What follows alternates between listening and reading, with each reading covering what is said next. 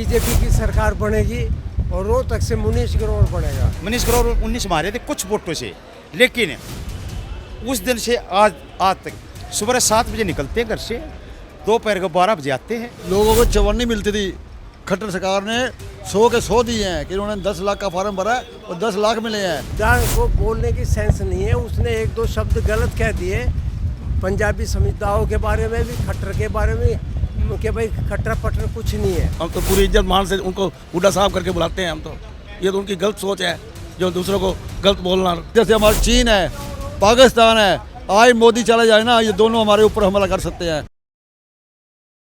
जैसे जैसे समय बीत रहा है, हरियाणा का चुनाव बड़ा दिलचस्प साबित हो रहा है। आने वाली 8 तारीख को फिल्म पूरी तरह से साफ हो जाएगी कि किसकी सरकार बनती है। ऐसे में हम हर विधानसभा जाकर आपको एक रिपोर्ट कार्ड पेश कर रहे हैं और लोगों से बात कर कर वहाँ की मूलभूत सुविधाएं सरकार की तरफ से उन्हें मिल पा रही हैं या नहीं, वो आप सबको बता रहे हैं। ऐसे में आज रोहतक में हम लोग मौजूद हैं। रोहतक यूं तो हुड्डा का गढ़ कहा जाता है, मगर इस बार बीजेपी बढ़ चढ़कर दिखाई दे रही है। इसके साथ ही कार्यकर्ता सभी मैदान में जुटे हुए हैं, तो लिहाजा तय है कि आने वाला चुनाव बड़ा दिलचस्प रोहतक से देखने को मिलेगा। कुछ लोग अभी भी हमारे साथ हैं। भाई साहब, क्या नाम हुआ अपना? नमस्कार, सतपुर सैनी। तो क्या लग रहा है सैनी साहब, क्या बन रहा है? आप गली गली घूम रहे हो, आपको पता है माहौल कैसा एक तरफा है। मेरे को वो तो साहब जी, रोहतक विधानसभा के अंदर 75 से 80 कॉलोनी आती हैं। ये बीबी बत्रा साहब 10 साल से बत्रा एक हफ्ते से हथियार गिर चुका है। अब आप उसका चेहरा देखना। तो आपके सामने गिरे ना, जनता ने उसके हथियार गिरवा चुके हैं। वो विधायक था, 19 में विधायक बना था, 24 है इलेक्शन चल रहा है। कहीं भी हमारे लगभग 75 कॉलोनी पड़ती है हमारी विधानसभा में। किसी भी कॉलोनी में भाई किसी के सुख में दुख में कभी नहीं, ये 1.5 महीने से निकला हो सर। हाँ, 1.5 महीने वो कहीं नहीं जाता। चुनावी वाले मेंढक है। हाँ, 1.5 महीने में निकलता हो, वो अपने घर लेट जाता है।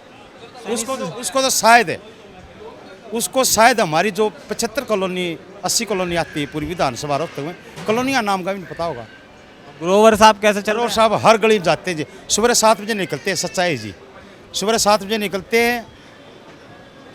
रोहतक का जुन सा अगले 5 साल निकलेंगे या फिर चुनाव जीतने के बाद? मैं बताऊँगा जी, शुरू से मनीष ग्रोवर 19 मारे थे कुछ वोटों से, लेकिन उस दिन से आज तक सुबह 7 बजे निकलते हैं घर से, दोपहर को 12 बजे आते हैं।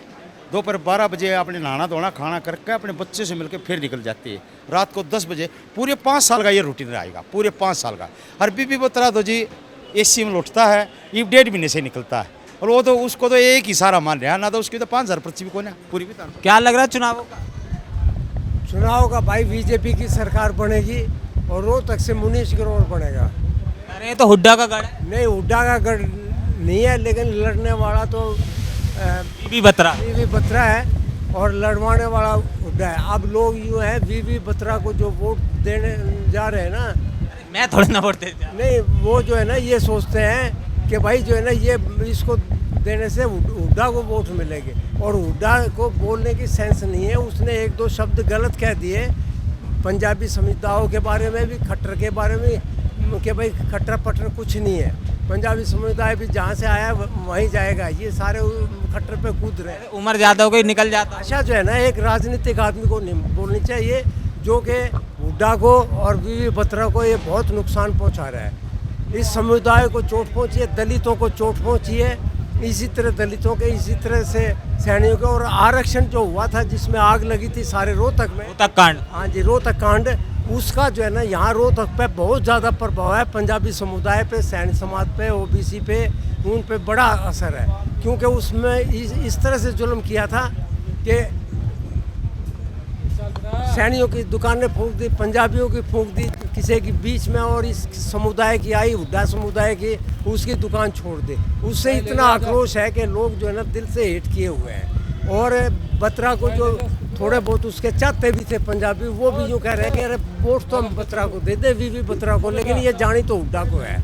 ये आक्रोश रोहतक में दिन प्रतिदिन बढ़ता जा रहा है। इसी का नतीजा है कि रोहतक कम से कम मुनीश ग्रोवर 20,000 वोटों से आज के दिन लीड कर रहा है। क्या लग रहा है? लग रहा है बाबूजी? हाँ, बिल्कुल ठीक है। अब इस बार हुड्डा विदा हो रहे हैं, लगता है। 20,000 वोटों के लिए। हाँ जी, ठीक है। सैनी सब जो करे बिल्कुल ठीक कह रहे हैं। वीर जी, 1 मिनट हमसे बात कर लो थोड़ा सा। ये कह रहे हैं कि हुड्डा तो विदा कर रहे हैं इस बार। हाँ करेंगे विदा, सरकार हमारी बीजेपी की बनेगी। तीसरी बार बिना ब्रेक के आ रहे हो? हैं तीसरी बार नॉन स्टॉप आ रहे हो बीजेपी? स्टॉप आ रहे हैं जी, बिल्कुल तीसरी बार लोगों ने मान लिया कि यही सरकार अच्छी है, बस ना तो तो कहते हैं कि ये रोहतक तो हुड्डा का गढ़ रहा है। हैं रोहतक को खत्म हो गया जी, वो गड़गड़ी रहा अब। जहाँ जो उन्होंने दुकानें जलवाई और ये किया, सब कुछ किया, उससे पंजाबी समाज आहत होता है इन बातों से, जो ये सारी बातें हुड्डा द्वारा कही जाती हैं, खट्टर पट्टर जैसे बाबूजी जिक्र कर रहे थे। ये तो उनकी गलत सोच है उनकी। हम तो पूरी इज्जत मान से उनको हुड्डा साहब करके बुलाते हैं हम तो। ये तो उनकी गलत सोच है, जो दूसरों को गलत बोलना। ये कुछ लोग और हैं। बाबूजी क्या लग रहा है चुनावों का देख के? मनीष ग्रोवर बड़ी वोटों से जीतेंगे।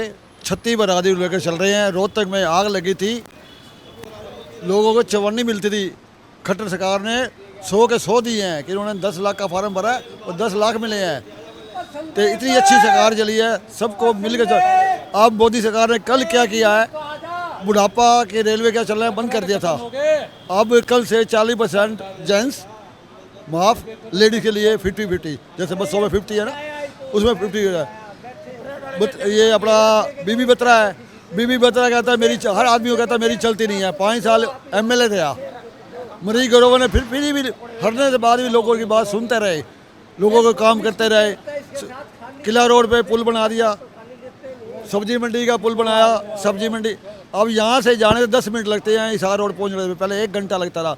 मनीष ग्रोवर ने सबको मिलकर सबका काम करवाया है, अच्छा किया। बीवी बत्रा एक बहाना यही था, मेरी चलती नहीं है, मेरी चलती। जब MLA है तो तेरी चलती क्यों नहीं है?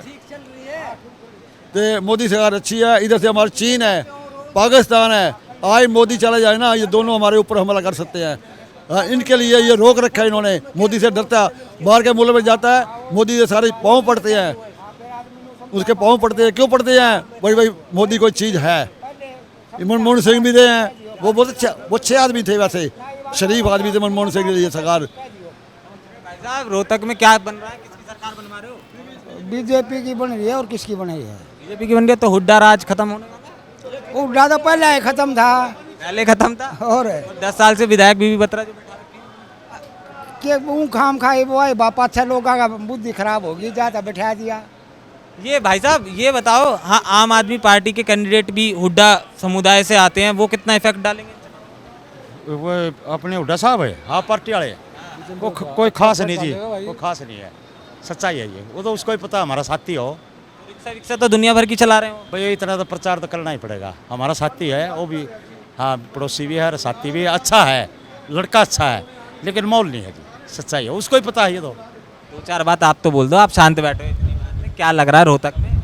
रोहतक में भाई साहब है, या जमीन पे काम करने वाले व्यक्ति हो कैमरे के पीछे काम? नहीं जमीन में काम करने वाले व्यक्ति जी मनीष ग्रोवर जी है, जो हर समय गरीब के हर दुख सुख के साथी है। आप पार्टी हो चाहे इनेलो पार्टी हो, सारी हुड्डा की गोभी खोद देंगे।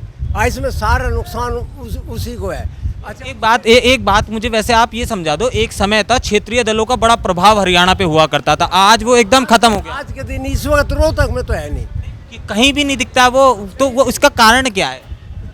कारण ये है कि भाई राष्ट्रीय हित की बात जो है ना, ये लोक दल नहीं कर, ये मतलब छोटे दल नहीं करते, ये अपने स्वार्थ की बात करते हैं। और इस वक्त जो है ना राजनीतिक चेतना लोगों में आ चुकी है, और वोटर ये समझने लग गया भाई राष्ट्र के लिए, प्रदेश के लिए, आम गरीब आदमी के लिए कौन सी पार्टी हितकारी है।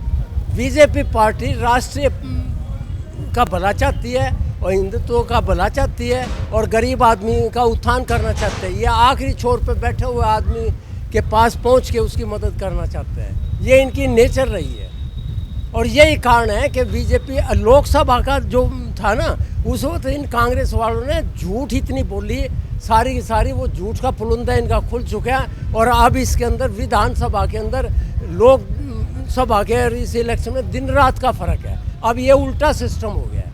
अब आप ये देखोगे हरियाणा के अंदर भी बीजेपी की सरकार अच्छी वोटों से, अच्छी MLA के साथ आएगी। आज के दिन जो है ना बीजेपी 60 को क्रॉस कर चुकी है। 60 MLA इनके मिनिमम कम से कम आज बढ़ने की उसमें पूर्ण बहुमत की सरकार बहुमत की सरकार आ रही है। एक बार ये बाबूजी ये पर्ची खर्ची वाला कॉन्सेप्ट समझाओ ना, जो आप लोग लगातार बोलते हैं। पर्ची खर्ची का तो भाई हम तो साक्षात देखने वाले हैं, क्योंकि मैं तो इस कॉन्स्टिट्यूंसी का हूँ और हुड्डा साहब भी इस कॉन्स्टिट्यूंसी के हैं और इस हल्के के हैं। इनके अंदर तो जो है ना किसी की भी नौकरी लगे ना तो ये पर्ची की और खर्ची की बात करते हैं। इन्होंने तो एजेंट बनाए थे कि भाई जैसे आशा हुड्डा के पास जाओ भाई, नंबरदार के पास जाओ भाई, उसके पास जाओ, ये भेज देते थे। जिसकी नौकरी आई हुई थी ना वो फिर कॉन्ट्रैक्ट करके उनसे करते थे, बगैर पैसे तो इन्होंने काम ही नहीं किया। और बीजेपी का आज ग्राफ बढ़ने का कारण भी यही है कि इन्होंने जो है ना पहले कह दिया था हम बदलाव के लिए आए हैं, राज करने के लिए नहीं आए, हमने जो है ना बदलाव करना है। इन्होंने वास्तव में बदलाव किया और बिना खर्ची पर्ची के नौकरियां दी, मेरिट लिस्ट पे दी, जो रिटन टेस्टों में पास हुए हैं उन्हीं को दी। इन्होंने लायक आदमियों को लगाया है। इन्होंने ये नहीं कि भाई 33% नंबर आ रहे हैं या उसका सिफारशी है या खर्ची से आ रहा है उनको अपना ठा के भर्ती कर दिया। ये बेड़ा गर्क ही इस हिंदुस्तान का प्रदेश का यूं ही हुआ है कि इन्होंने नालायकों को पर्ची खर्ची लेके जो न लोगों ने लगाया है। अब लोगों की आँख खुलने लगी हैं, लोगों में चेतना आ गई है।